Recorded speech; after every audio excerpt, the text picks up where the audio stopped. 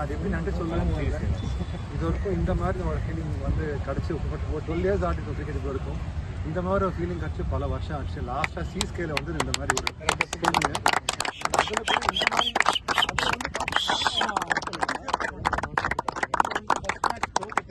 எனக்கு எப்படா வின் பண்ண போடுறோம் ஒரு மேட்ச் நினச்சேன்.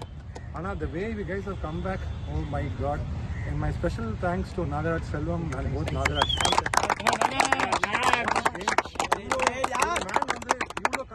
ஆட முடியுமான்னு எனக்கே ஆச்சரியமா இருக்கு. உங்களோட கேம் வந்து நான் நல்லா கழிச்சு வந்து கிரேட் செம்மையாக ஃபுட் ஒர்க்கு உங்களோட டைமிங்கு ஷார்ட் செலெக்ஷன் எல்லாமே செம்மையாக இருக்குது. You are the top of your form.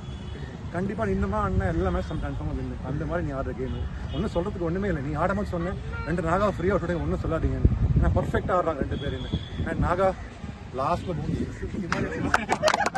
டேய் கேப் பண்றா உங்க அப்பா டேய் கேப் பண்றா